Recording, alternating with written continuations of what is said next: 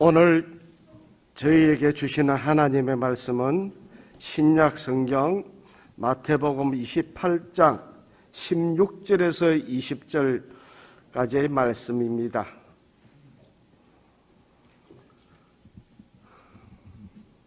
이제 들려지는 계시의 말씀 속에서 하나님의 음성을 들으시기 바랍니다. 11 제자가 갈릴리에 가서 예수께서 지시하신 산에 이르러 예수를 배웠고 경배하나 아직도 의심하는 사람들이 있더라. 예수께서 나와 말씀하여 이르시되 하늘과 땅의 모든 권세를 내게 주셨으니 그러므로 너희는 가서 모든 민족을 제자 삼아 아버지와 아들과 성령의 이름으로 세례를 베풀고 내가 너희에게 분부한 모든 것을 가르쳐 지키게 하라. 볼지어다 내가 세상 끝까지 너희와 항상 함께 있으리라 하시니라. 아멘. 얼마 전에 한 글을 본 적이 있는데 꽃이 주는 미소라고 하는 제목의 글입니다. 거기에 보면 사람의 미소에는 예의를 차리는 미소가 있고 그리고 가슴 깊은 곳에서 우러나오는 진정한 기쁨을 나타내주는 미소가 있다고 합니다. 이러한 진정한 기쁨을 나타내주는 미소를 가리켜서 뒷센 미소라고 얘기를 하는데 미국에 있는 한 대학교에서 실험을 했다고 합니다. 사람에게 어떤 선물을 전해줄 때 이런 미소가 나올까? 그래서 여러 가지 선물을 주면서 실험을 했는데 가장 이 뒷센 미소를 닮은 미소가 나왔던 선물은 무엇이었을까요? 다름 아닌 꽃이었다고 합니다. 자연이 만들어준 꽃을 선물로 주었을 때 사람들은 그것을 받고 마음속에서 우러나오는 미소를 보였고 다른 선물을 받았을 때보다 그 선물을 받았을 때 그 행복감과 기쁨이 더 오래 지속되었다고 합니다.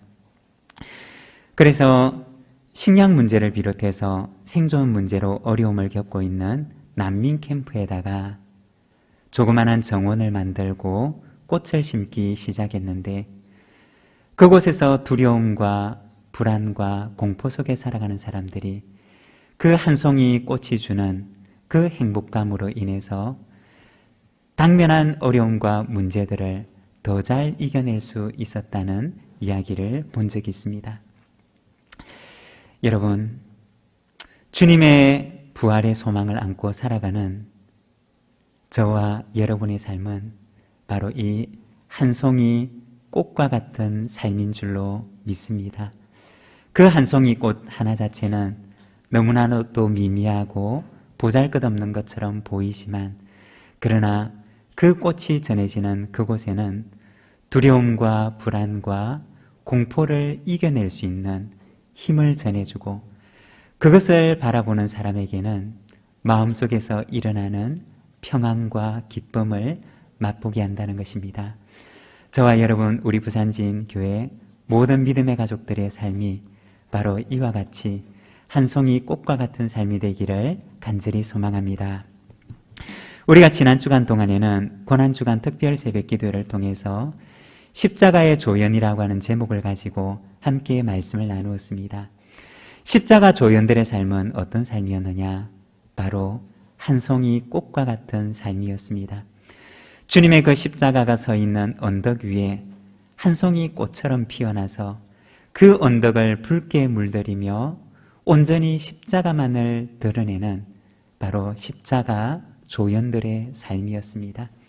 그들의 삶은 언제나 바라보는 이로 하여금 그 언덕 위에 십자가를 바라보게 했습니다.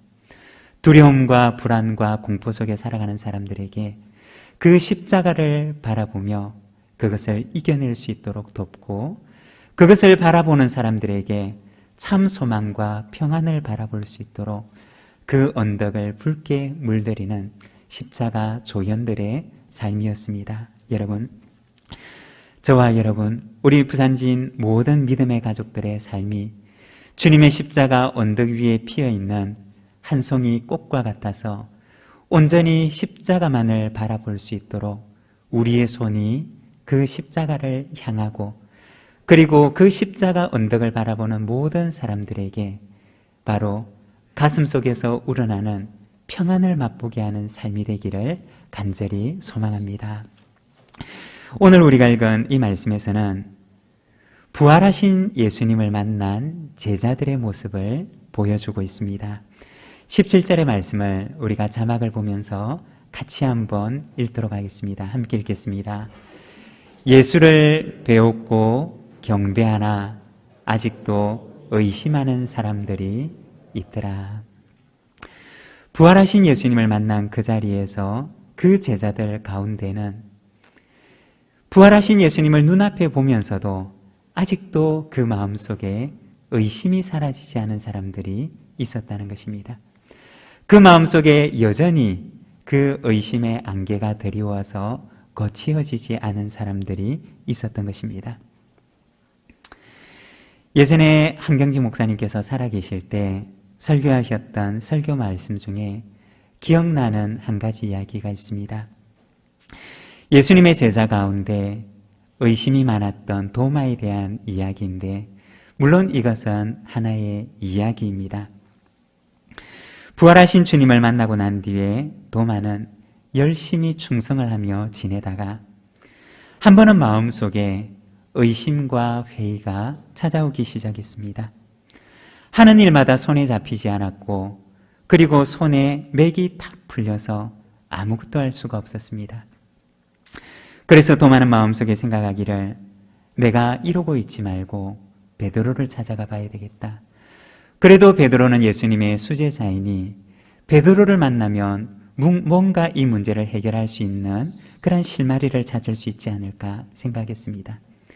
그리고 베드로를 찾아가는데 베드로의 집에 가니 베드로가 얼마나 바쁘게 사역을 하고 있는지 도무지 베드로를 만나서 얘기할 시간이 없었습니다. 그래서 안 되겠다 싶어서 그 집에서 나와서 이번에는 바울을 찾아갔습니다. 바울은 선교에 대한 경험도 많고 여러 어려운 교회들을 도와주었던 사람이니까 내가 바울을 찾아가게 되면 바울은 이 문제를 해결해 주겠지라고 생각했습니다. 바울이 집에 가니까 조금 전에 베드로와는 달리 바울은 문 밖에까지 나와서 이 도마를 반갑게 맞이해 주었습니다. 올큰이 됐다 싶어서 그 집에 들어갔는데 그 바울의 집에는 안디옥에서 온 사람, 갈라디아에서 온 사람, 에베소에서 온 사람 다 저마다 자기 교회 문제를 가지고 와서 바울과 상담하려고 기다리고 있었던 것입니다. 도마가 거기에서 차마 자기 문제를 가지고 바울에게 얘기를 할 수가 없어서 바울의 집에서도 그냥 나왔다고 합니다.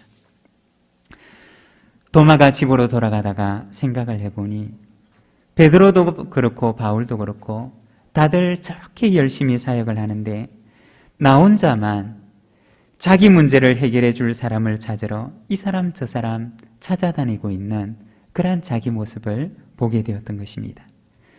그래서 도마가 그 자리에서 무릎을 꿇고 주님께 그렇게 기도했다고 합니다. 주님, 저에게도 믿음을 주시옵소서. 주님을 의심치 않고 따를 수 있는 믿음을 허락해 주시옵소서. 그리고 도마는 그때부터 죽을 때까지 평생 주님을 위해서 충성하고 복음을 전하며 살았다고 합니다. 무엇을 말하는 것이냐? 누구나 의심은 할 수 있지만 그러나 의심하는 사람은 아무 일도 할 수가 없다는 것입니다. 의심의 자리를 털고 일어나서 주님의 명령에 순종하면서 나갈 때 그 사람은 비로소 주님께 쓰임받을 수 있는 사람이 된다는 것입니다. 사랑하는 여러분, 우리의 마음속에 때로는 의심의 안개가 드리울 때도 있지만 그러나 그 안개를 걷어내고 믿음으로 일어나서 순종함으로 주님 앞에 귀하게 쓰임받는 우리 부산지 모든 믿음의 가족들의 삶이 되시기를 바랍니다. 의심은 무엇과 같으냐? 의심은 마치 거울 위에 뿌옇게 서려 있는, 그래서 거울 너머의 대상을 온전하게 바라볼 수 없는 거울 위에 끼어 있는 습기와 같은 것입니다. 그러면 거울 위에 습기가 있다고 거울 너머의 대상을 전혀 바라볼 수가 없느냐? 그렇지는 않습니다. 바라볼 수 있지만 다만 조금 흐리게 보일 뿐이라는 것입니다. 제가 참 좋아하는 찬양 중에 고린도전서 13장을 가지고 만든 사랑의 송가라고 하는 찬양이 있습니다. 그 찬양 3절에 보면 이렇게 찬양을 합니다. 지금은 힘이 하게 보이나 그때는 주를 맞대고 보리.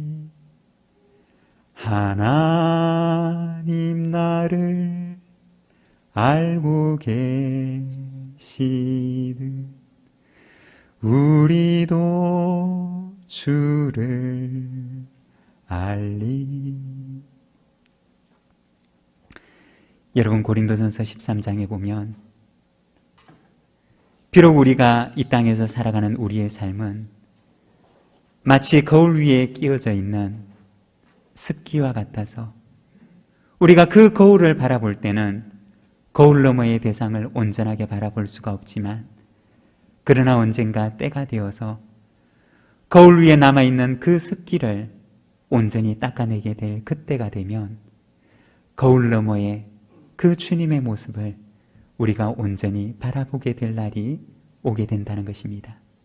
사랑하는 여러분, 바로 그날까지 우리가 그 거울 너머에 주님의 모습을 얼굴과 얼굴을 대하여 맞대어 보는 그날까지 우리가 믿음으로 살아가는 우리 모든 믿음의 가족들이 되시기를 바랍니다. 안개와 같은 의심은 누구에게나 있을 수가 있는 것입니다. 그렇지만 우리의 눈을 가리고 있는 그 안개 너머의 대상을 바라보는 것이 바로 믿음인 것입니다.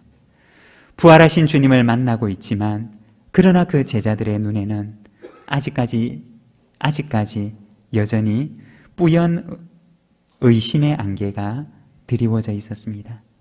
그렇지만 제자들은 때가 되면 그 안개가 거두어지고 그들의 선명한 눈으로 주님을 보게 될 날이 오게 되었을 것입니다. 우리도 얼굴과 얼굴을 대하여 주님을 만나는 그날까지 의심의 안개 너머에 계시는 그 주님을 믿음의 눈으로 바라보며 살아가는 저와 여러분의 삶이 되기를 소망합니다. 오늘 우리가 읽은 이 말씀에서는 주님께서 부활하신 주님을 만난 제자들에게 마지막 부탁의 말씀을 하시는 부탁의 말씀을 보여주고 있습니다. 주님께서 부활의 주님을 만난 그 제자들에게 마지막 하셨던 부탁은 무엇이었을까요? 그것은 부활을 살라는 것이었습니다. 부활의 이전의 삶에 주저앉아 거기에서 머물지 말고 이제는 부활 이후의 삶을 살아가라는 것이었습니다. 여러분, 부활을 살아간다는 것은 무엇을 말하는 것일까요? 부활 이후의 삶을 살아간다는 것은 어떤 것을 말하는 것일까요? 오늘은 우리가 잠시 몇 가지로 이 말씀에 대해서 묵상하며 함께 은혜 나누기를 원합니다. 먼저 첫 번째, 부활을 살아간다는 것은 삶의 현장으로 돌아가서 복음의 능력으로 살아가는 것을 말합니다. 부활하신 주님께서 제자들을 만났을 때 주님께서는 제자들에게 갈릴리에서 만나자라고 얘기를 하셨습니다. 오늘 우리가 읽었던 말씀 마태복음 28장 10절에 보게 되면 이렇게 말씀을 합니다. 우리 자막을 보면서 함께 읽도록 하겠습니다. 이에 예수께서 이르시되 무서워하지 말라. 가서 내 형제들에게 갈릴리로 가라 하라. 거기서 나를 보리라 하시니라. 부활하신 예수님께서는 제자들에게 가서 이 말씀을 전할 것을 부탁하셨습니다. 가서 내 형제들에게 갈릴리로 가라 하라. 거기서 나를 보리라. 우리 주님께서는 제자들에게 갈릴리에서 보자라고 말씀하셨습니다. 여러분, 갈릴리는 어떤 곳일까요? 갈릴리는 예수님의 제자들의 삶의 현장이었습니다. 그들의 어린 시절을 보내었던 곳이었고 그들의 인생의 대부분의 시간을 보내었던 곳이었습니다. 그들의 삶을 살아가던 삶의 현장이었고 그들의 일상을 보내었던 곳이었습니다. 부활하신 주님께서는 그 제자들에게 우리가 갈릴리에서 다시 만나자라고 말씀하셨습니다. 그리고 거기에서 제자들을 향한 마지막 명령의 말씀을 주십니다. 19절과 20절의 말씀을 보면 그러므로 너희는 가서 모든 민족을 제자로 삼아 아버지와 아들과 성령의 이름으로 세례를 베풀고 내가 너희에게 분부한 모든 것을 가르쳐 지키게 하라. 볼지어다 내가 세상 끝날까지 너희와 항상 함께 있으리라 하시니라. 부활하신 주님께서는 제자들에게 마지막 부탁의 말씀을 하시는데 너희는 가서 모든 민족을 제자로 삼으라고 말씀하십니다. 여러분, 예수님께서 제자들에게 너희에게 가라고 말씀하셨던 그곳은 어디일까요? 물론 그곳은 온 세상 땅끝을 향하여 보내시는 주님의 말씀이기도 합니다. 그러나 그들은 온 세상의 땅끝을 향하기 전에 그들이 먼저 가야 할 곳이 있었는데, 그들이 가장 우선적으로 가야 하는 곳이 있었는데, 그곳은 바로 그들이 돌아가야 할 삶의 현장이었던 것입니다.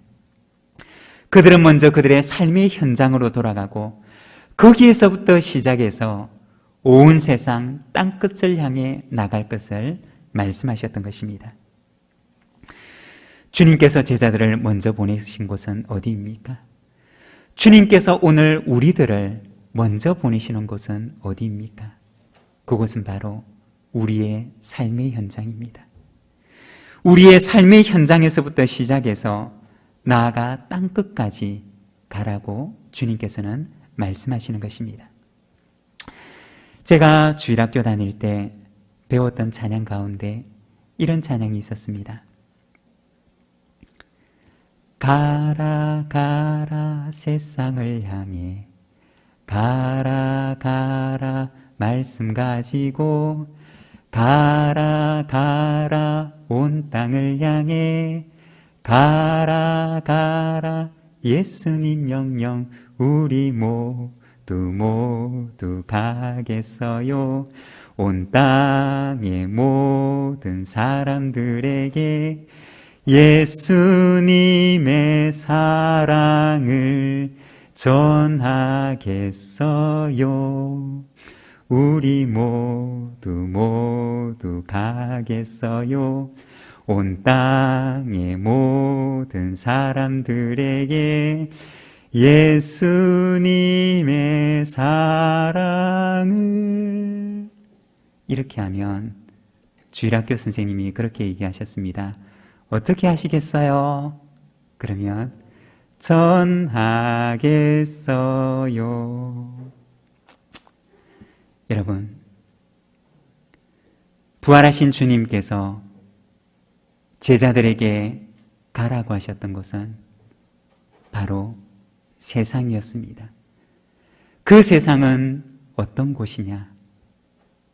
바로 그들의 일상을 보내고 그들의 시간을 시간의 대부분을 보내는 그들의 가족이 있고 그들의 친구가 있고 그들과 함께하는 이웃이 있는 그들의 삶의 현장으로 주님께서는 그 제자들을 돌려보내셨던 것입니다. 여러분, 주님께서는 오늘 우리에게 어디로 가라고 말씀하십니까? 우리의 삶의 현장으로 돌아가라고 말씀하십니다. 우리의 가족이 있고 우리의 이웃이 있고 우리의 시간의 대부분을 보내는 우리의 일상 속으로 우리의 삶의 현장 속으로 가라고 주님께서는 말씀하십니다. 내가 그곳에 있겠다고 주님께서는 말씀하셨던 것입니다. 지난주 수요일 날 말씀을 들으면서 저는 참 마음에 와닿는 부분이 있었는데 빌레몬서에 나오는 오네시모에 대한 말씀입니다. 빌레몬서는 한 장으로 된 편지인데 빌레몬서 10절과 12절의 말씀을 보게 되면 바울은 빌레몬에게 편지하면서 이렇게 말합니다. 갇힌 중에서 낳은 아들 오네시모를 위하여 내게 간구하노라. 그가 전에는 내게 무익하였으나 이제는 나와 내게 유익함으로 내게 그를 돌려 보내노니 그는 내 신복이라. 이 빌레몬서는 바울이 빌레몬에게 보내는 편지입니다. 갇힌 중에서 낳은 아들 오네시모를 위하여서 그의 편에 빌레몬에게 보냈던 편지입니다. 오네시모는 어떤 사람이었느냐? 그는 빌레몬의 집에서 일하는 노예였습니다. 그렇지만 거기에서 도망쳐 나왔던 노예였습니다. 어떤 경위에선지 알 수가 없지만 그러나 오네시모는 바울을 만나 그를 통해서 복음을 듣고 회심하게 됩니다. 그런데 복음을 듣고 회심한 이 오네시모를 바울은 어디로 돌려보내느냐? 바로 그가 도망쳐 나왔던 주인이 있는 빌레몬의 집으로 돌려보내었던 것입니다. 여러분, 오네시모가 얼마나 돌아가기 싫었을까요? 거기에 돌아간다는 것이 얼마나 고통스럽고 괴로운 경험이었을까요? 다른 곳은 몰라도 그곳 빌레몬의 집만큼은, 그가 그곳이 싫어서 도망쳐 나왔던 그곳만큼은 돌아가고 싶지 않은 것이 오네시모의 마음이었을 것입니다. 그렇지만 바울은 오네시모의 손에 한 장의 편지를 들려주고는 너의 주인, 너가 도망쳐 나왔던 내 주인의 집 빌레몬의 집으로 돌아가라 이야기를 합니다.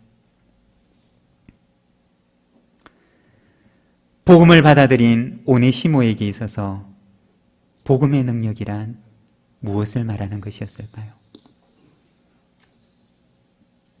오네시모에게 있어서 복음의 능력이라는 것은 그의 삶의 현장으로 돌아가는 것이었습니다. 그가 도망쳐 나왔던 너무나 힘들고 고통스러워서 그곳에서 빠져나오고 싶어서 도망쳐 나왔던 그 삶의 현장이 바로 그가 돌아가야 할 삶의 자리였다는 것입니다. 그가 복음을 받아들이고 그에게 주어진 그 복음의 능력은 무엇을 말하는 것이냐? 그토록 힘들어하고 어려워했던 그 삶의 현장으로 돌아가서 바울을 통해서 받았던 그 복음의 말씀을 가지고 그 복음의 말씀을 실천하며 복음의 능력을 그의 삶 속에서 드러내 보이며 살아가는 삶을 의미했다는 것입니다. 여러분, 복음은 말로 전하는 것이 아닙니다. 복음은 내 입으로 말하는 것이 아닙니다. 복음의 능력은 나의 삶으로 살아내는 것을 말하는 것입니다. 사랑하는 여러분, 복음의 능력으로 살아가시기를 바랍니다. 우리의 삶의 현장으로 돌아가서, 우리의 가정으로 돌아가서, 내가 몸담고 있는 나의 일터로 돌아가서, 내 삶 속에 복음의 능력이 무엇인지를 보여주는 삶을 살아가는 우리 모든 부산진 믿음의 가족들이 되시기를 바랍니다. 그것이 바로 복음의 삶입니다. 그것이 바로 복음의 능력으로 살아가는 삶입니다. 그것이 바로 부활을 살아가는 삶입니다. 주님께서는 부활하신 주님을 만난 그 제자들에게 그들의 일상으로 돌아가서 그들의 삶의 현장으로 돌아가서 말로 전하는 복음이 아니라 그들의 삶으로 살아내는 복음을 살아가기를 원하셨던 것입니다. 그것이 제자들에게 주셨던 주님의 마지막 부탁이었습니다. 그리고 두 번째, 부활을 살아간다는 것은 주님의 가르침을 따라 작은 예수로 살아가는 것입니다. 19절에서 20절 말씀에 주님께서 주셨던 지상명령의 가장 중심을 이루는 단어는 제자를 삼으라는 말씀이었습니다. 제자를 삼으라고 하는 단어가 예수님의 지상명령의 가장 중심을 이루는 단어가 되었고, 그리고 가서 세례를 주고 가르치라고 하는 단어는 바로 이 중심 단어를 수식하고 있는 단어입니다. 그리고 제자를 삼으라고 하는 그 말씀의 최종 목적, 제자를 삼으라고 말씀하시는 그 명령이 이르러야 할 최종 목적지는 어디이냐? 바로 지키도록 하는 것입니다. 하늘의 원리를 듣고 복음의 원리를 듣고 그것을 듣고 아는 것으로 끝내는 것이 아니라 그것을 그의 삶 속에 실천하며 그의 삶 속에서 그 복음을 살아내도록 그렇게 살아가라는 것이 주님께서 제자들에게 주셨던 말씀이었습니다. 제자를 삼는 최종 목적지는 예수님의 가르침을 따라 하나님의 백성이 되어 삶의 현장에서 작은 예수로 살아가는 것입니다. 제자가 된다는 것은 무엇을 말하는 것입니까? 작은 예수로 사는 것입니다. 나의 삶의 현장에서 나를 통해서 예수님의 모습을 볼 수 있도록 예수님께서 이곳에 오셨더라면 바로 이렇게 살아가셨으리라고 생각되는 대로 그렇게 살아가는 것입니다. 예수님께서 살아가셨던 삶을, 예수님께서 들려주셨던 그 말씀을, 예수님께서 가르치셨던 그 말씀을 따라서 하늘의 원리를 따라 나의 삶 속에서 작은 예수가 되어 살아가는 것, 그것이 바로 제자가 된다는 것이고 그것이 바로 부활을 살아가는 삶인 것입니다. 제자를 삼으라는 말씀은 무슨 말씀이냐? 나만 작은 예수로 살아가는 것이 아니라 내 곁에 있는 사람도 작은 예수로 살아갈 수 있도록 도우라는 말씀입니다. 사랑하는 여러분, 부활을 산다는 것은 작은 예수로 살아가는 것입니다. 우리의 삶의 현장에서 작은 예수로 살아가는 것이 부활을 살아가는 것입니다. 우리의 삶의 현장에서, 나의 가정에서, 나의 일터에서 작은 예수로 살아가는 우리 부산진교회 모든 믿음의 가족들이 되시기를 바랍니다. 우리의 삶의 현장은 어디냐? 우리가 이 예배를 마치고 돌아가는 곳, 그곳이 바로 나의 삶의 현장입니다. 이 부활절의 예배가 마치고 나서 예배당 문을 나서서 내가 돌아가야 하는 바로 그곳이 주님께서 나를 보내시는 삶의 현장입니다. 그곳에서 작은 예수로 하늘의 원리를 따라 살아가는 우리 믿음의 가족들이 되시기를 바랍니다. 세 번째, 부활을 살아간다는 것은 하늘의 소망으로 하늘의 상급을 바라보며 살아가는 것입니다. 부활하신 예수님을 만난 제자들은 가는 곳곳마다 이 부활의 소식을 전했을 것입니다. 그리고 부활의 소망을 전하며 살아갔을 것입니다. 그들만 부활의 소망으로 가득 찼던 것이 아니라 가는 곳곳마다 만나는 모든 사람들에게 그들은 이 소망을 전하며 살아갑니다. 부활하신 예수님을 만났던 사도 바울도 평생 이 소망을 가지고 살아갔는데, 노년의 바울은 머지않아 주님 앞에 서게 될 그날을 바라보면서 이렇게 고백을 합니다. 빌립보서 3장 10절에서 14절까지 말씀을 보게 되면, 내가 그리스도와 그 부활의 권능과 그 고난의 참여함을 알고자 하여 그의 죽으심을 본받아 어떻게 해서든지 죽은 자 가운데서 부활에 이르려 하노니, 내가 이미 얻었다함도 아니요 온전히 이루었다함도 아니라 오직 내가 그리스도 예수께 잡힌 바 된 그것을 잡으려고 달려가노라. 형제들아, 나는 아직 내가 잡은 줄로 여기지 아니하고 오직 한 일, 즉 뒤에 있는 것은 잊어버리고 앞에 있는 것을 잡으려고. 14절 함께 읽겠습니다.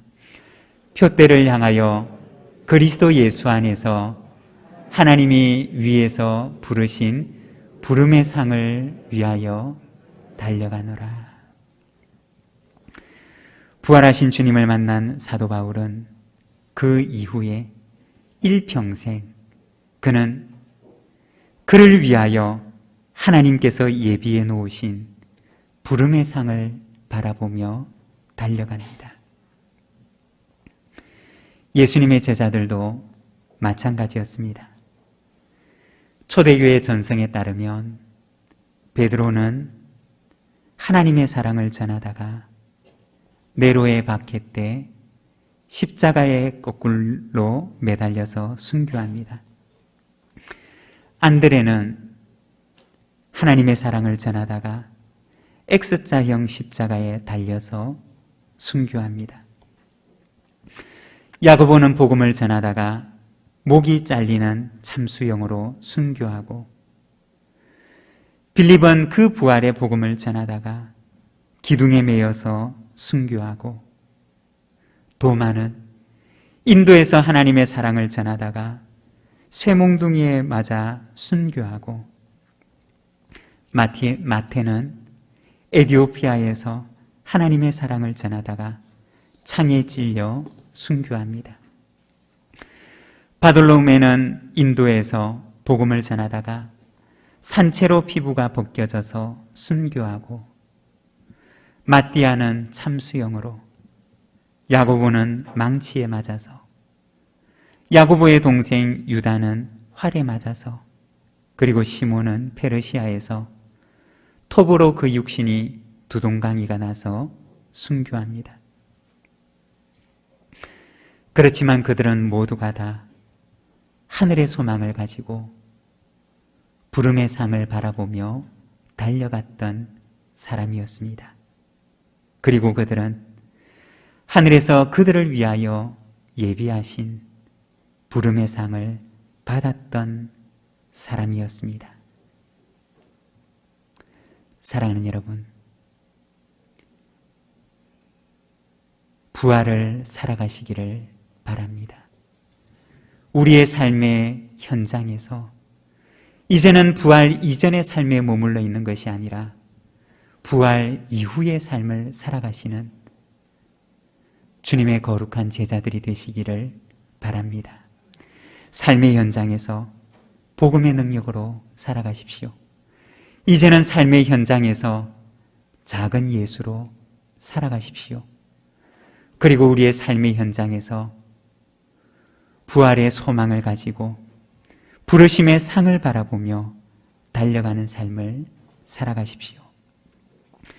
예수님의 그 십자가 언덕에 피어있는 작은 한 송이의 꽃처럼 우리가 살아가는 우리의 삶의 현장 가운데서 복음의 능력으로 우리의 삶의 현장의 온 언덕을 아름답고 붉게 물들이는 저와 여러분, 우리 부산진 모든 믿음의 가족들의 삶이 되시기를 간절히 소망합니다. 우리 시간 함께 기도하기를 원합니다.